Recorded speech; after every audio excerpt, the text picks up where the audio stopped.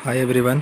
सो आप अगर दो ग्रुप या फिर आप एक सिंगल ग्रुप दे रहे हो या फिर ग्रुप टू दे रहे हो तो आपको एक एक दिन का गैप मिलता है, या फिर अगर आप बोथ ग्रुप दे रहे हो तो आपको सुबह में टाइम मिलता है। ठीक है, तो वहाँ पे आपको क्या करना है उसके बारे में बात करता हूँ। ठीक है, तो स्टार्ट करते हैं। सबसे पहले go through master sums of practical papers.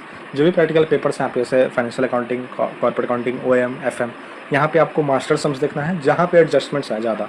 ठीक है, जिसमें मैक्सिमम एडजस्टमेंट्स कवर्ड हैं वो आपको देखना है। ठीक है, इसके अलावा भी आपको मतलब रिवाइज करना है बाकी क्वेश्चन, बट आपको ज़्यादा फोकस देना है मास्टर सम पे। ठीक है, और डोंट राइट जस्ट रिवाइज। जैसा मैंने कहा मॉड्यूल में काफ़ी सारे क्वेश्चंस हैं, उसको बस आपको देखना है। ठीक है, उसका सोल्यूशन देखना है, कैलकुलेशन देखना है बस, क्योंकि अब आपके पास टाइम है नहीं कि आप उसको लिख सको और उसमें काफ़ी ज़्यादा टाइम जाएगा। ठीक है, तो आपको बस देख के रिवाइज करना है। और अगर आपके पास स्कैनर है तो और अच्छी बात है, क्योंकि स्कैनर में या PYQ रहता है और उसका सोल्यूशन भी रहता है। ठीक है, तो आप अगर वो देख लेते हो तो आपको बहुत अच्छी बात हो जाएगी, बहुत मतलब आपको हेल्प करेगा वो। ठीक है, तो PYQs है तो उसका भी सोल्यूशन देखना है आपको, उसको मतलब लिख के नहीं बनाना है। उसके बाद फोकस ऑन एडजस्टमेंट्स। बिल्कुल आपको जो भी एडजस्टमेंट्स हैं, जैसे मैं अगर कहूँ तो बहुत बच्चे फंसते हैं डाउटफुल डेब्ट वाले प्रोविज़न में। ठीक है, उसके बाद MCQ फ्रॉम ऑल सोर्सेज, जैसे MCQ में एक मॉड्यूल और PYQ जो कि काफ़ी है, इससे ज़्यादा नहीं आएगा इससे बाहर। ठीक है, और मैं अगर कहूँ तो ये मोर देन सफिशेंट है, इसके अलावा कोई कहीं से MCQs करने की कोई ज़रूरत है नहीं। Don't leave any topic. बिल्कुल आपने ABC एनालिसिस भी की है या फिर पेपर एनालिसिस करके तो ठीक है, तो सेलेक्टिव स्टडी मत करके जाना। हर सब्जेक्ट का, हर चैप्टर्स का सम्स जो होता है उसका आंसर होता है वो देख के ही जाना, भले तुमने पढ़ा हो या ना हो।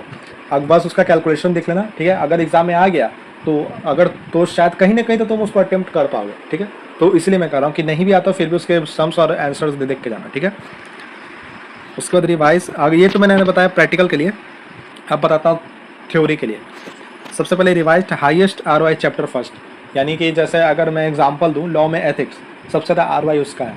ठीक है, और वहाँ मैं अगर कहूँ एथिक्स ज़्यादा हार्ड भी नहीं है, वहाँ पे मे भी 8-9 क्वेश्चन होंगे और उसके जो उसके वर्ड्स या फिर उसका जो कंटेंट है वो बाकी लॉ की तरह हार्ड नहीं है। ठीक है, तो एथिक्स सबसे पहले करना चाहिए आपको। 14 मार्क्स का पूछता है, और अगर 14 में आप एवरेज में कहूँ ना तो 10-12 ला सकते हो एथिक्स में, इतना ज़्यादा इंपॉर्टेंट है एथिक्स। उसके बाद यूज समरी और शॉर्ट नोट्स। अगर आपने बनाया है या फिर आपके टीचर ने दिया है तो अच्छी बात है। ठीक है, या फिर मॉड्यूल से भी पढ़ सकते हो, बट बहुत लोगों को दिक्कत होती है मॉड्यूल से, तो उसके लिए आप शॉर्ट नोट्स रेफर कर सकते हो।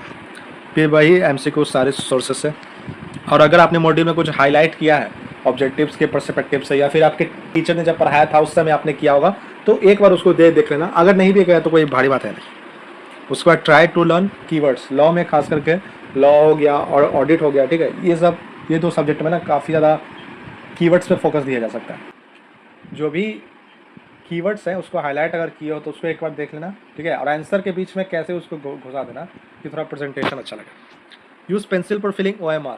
अगर आपको डाउट है या MCQ में ये भी लग रहा है वो भी लग रहा है तो पेंसिल से भरना, या फिर भरना ही मत। पेंसिल से इसलिए बोल रहा हूँ ताकि बाद में तुम एडिट कर सकते हो।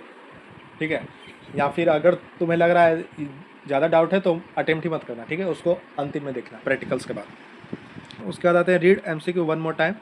MCQ बैंक जो है हॉल सेंटर पे निकालने से पहले एक बार पूरा देख लेना MCQ। ठीक है, और ये यहाँ पे कुछ सामान है, इसको ज़रूर याद से इसका स्क्रीनशॉट ले लो। मैं पता हूँ ये सब तुम्हें पता होंगे और तुमने एडमिट कार्ड पढ़ा होगा, बट भाई इतना हम लोग के ऊपर प्रेशर आता है ना कि हम भूल जाते हैं। जैसे मैं अगर बताऊँ ना तो मैं फाइनेंशियल अकाउंटिंग में कैलकुलेटर लेना भूल गया था, ले जाना। कैलकुलेटर भूल जाना मतलब एक स्टूडेंट से बेहतर कौन समझ सकता है, CMA स्टूडेंट से बेहतर, कि प्रैक्टिकल पेपर है तुम कैलकुलेटर भूल गए तो मतलब क्या ही बोल सकते हो इस पर। ठीक है, वो तो मेरा फ्रेंड था तो उसने मुझे दिया था, उसने अपना कैलकुलेटर मुझे दिया था। ठीक है, तो प्लीज़ इसका स्क्रीनशॉट ले लो। कई बार होता है हमारे साथ, तुम्हें आधार और पैन भी चाहिए या फिर स्टूडेंट ID कार्ड ICMI वाला। ठीक है, अगर वो नहीं है तो आधार पैन ले जा सकते हो, admit card, water bottle, pencil, scale, normal watch. ठीक है, तो ये सब कुछ चीज़ें हैं जो कि इसका आपको याद रखना है कि हाँ मुझे निकलने से पहले ये फ़ोटो में देख लेना कि क्या मैंने सब चीज़ लिया या नहीं। ठीक है, अब बात करते हैं हाउ टू अटेम्प्ट पेपर, यानी कि आपको 145 पे पेपर मिल जाएगा तो आपको उसके बाद क्या करना है। ठीक है, आपको पेपर के कैसे अटेम्प्ट करना है। देखो, सबसे पहले read and choose MCQ which you will attempt in read and choose questions which will you attempt in first 15 minutes. यानी कि जो भी 15 मिनट पहले तुमको मिला है उसमें देख लो, जो 7 को क्वेश्चंस मिले हैं उसमें से 5 निकाल लो पहले ही कि हमको ये करना है वो करना है, ठीक है।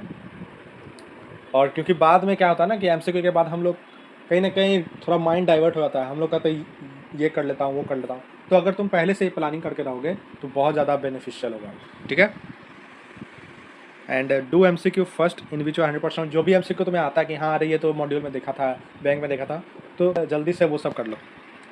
ऑलवेज अटेम्प्ट 7 मार्क क्वेश्चन फट, इसको तो मतलब इसको तो इंपॉर्टेंट मार्क करो, क्योंकि 14 मार्क्स का क्वेश्चन कभी पहले मत अटेम्प्ट करना। फाइनेंशियल अकाउंटिंग में, कॉर्पोरेट अकाउंटिंग में और जो भी प्रैक्टिकल पेपर वहाँ पे एक 14 मार्क्स का आएगा, उसको तो बिल्कुल अटेम्प्ट मत करना। मतलब शुरुआत में सबसे पहले जितने 7 मार्क्स का तुम्हारे पास मिल रहे हैं सब कर लो, ठीक है। उसके बाद 14 मार्क्स पे जाना, क्योंकि 14 मार्क्स का क्वेश्चन जल्दी सॉल्व नहीं होगा, तुम उस पर बहुत ज़्यादा टाइम दे दोगे। मैं अपना पर्सनल एक्सपीरियंस बता रहा हूँ, मैंने इतना टाइम दिया था ना 14 मार्क्स क्वेश्चन पर कि मेरा आने वाला क्वेश्चन सब खराब हो गया, ठीक है। तो इसलिए बोल रहा हूँ पहले हमेशा 7 मार्क्स वाला करना। Start new question in new page, तुम्हारा अगर क्वेश्चन हाफ पेज पे खत्म हुआ या फिर नीचे खत्म हुआ तो उसके नीचे मत लिखना, ठीक है। न्यू पेज पे ऊपर हेडिंग दे देना आंसर टू क्वेश्चन नंबर जो भी है 2 का है 3 का है, ठीक है। उसके बाद वहाँ पे लिखना नीचे, ठीक है। और no need to go serial, ऐसा नहीं है कि 4 का एक ए अटेम्प्ट कर रहे हैं तो बी भी अटेम्प्ट करना होगा, ऐसा कोई मैंडेटरी नहीं है। Show workings properly, practical paper में खासकर फाइनेंशियल अकाउंटिंग में जो भी है वहाँ पे खासकर वर्किंग अच्छे से दिखा देना, ठीक है। और ये भी मान लो कोई क्वेश्चन में क्या होता है ना, इन्फॉर्मेशन पूरी नहीं दी रहती है, तो वहाँ पे एजम्पशन ले लेना कुछ और उस एजम्पशन को नीचे लिख देना कि मैंने ये एजम्पशन लेकर बनाया। Right section number if you remember, ये मैं थ्योरी की बात कर रहा हूँ, अगर सेक्शन नंबर याद है लॉ में चाहे कहीं पे भी तो तुम उसको लिख सकते हो, अगर नहीं भी लिखा तो उतना ज़्यादा फर्क नहीं पड़ता है। Don't waste too much time on one question, इसलिए कहा पहले 7 मार्क्स का अटेम्प्ट करो। Drink water but only little bit, यानी कि बहुत बच्चों को देखा है मैंने, इतना पानी पी लेते हैं ना कि फिर उनको वॉशरूम जाना पड़ता है, फिर बोतल भरना पड़ता है। तो ये सब प्लीज़ अवॉइड करो, तुम्हारे पास टाइम वैसे ही कम है और तुम और टाइम वेस्ट कर रहे हो। पानी पीना है पियो, बस एक घुट 2 घुट काफ़ी है, उससे ज़्यादा मत पीना, ठीक है। And don't fear, have confidence, सबसे बड़ी बात यही है कि अगर तुम्हारे पास कॉन्फिडेंस ही नहीं है तो ये सब मैंने जितना बताया उसका कोई मतलब ही नहीं है, ठीक है। तो प्लीज़ कॉन्फिडेंस रखो, अरे और इतना ज़्यादा टेंशन मत लो, ठीक है। जो तुमने पढ़ा है इतने महीनों में और जो तुम्हारी मेहनत तुमने की है इतने दिनों में, वही चीज़ बस तुमको प्रेजेंट करना है और मेरा विश्वास करो उतना ज़्यादा टफ नहीं आएगा, ठीक है। जो तुमने पढ़ा है उसी में से आएगा, ठीक है। सो थैंक्स फॉर वॉचिंग, और भी कोई अगर तुम्हारे सवाल रहेंगे तो तुम मुझसे पूछ सकते हो, ठीक है। मिलते हैं अगली वीडियो में, तब तक के लिए take care, good bye and all the best for your exams.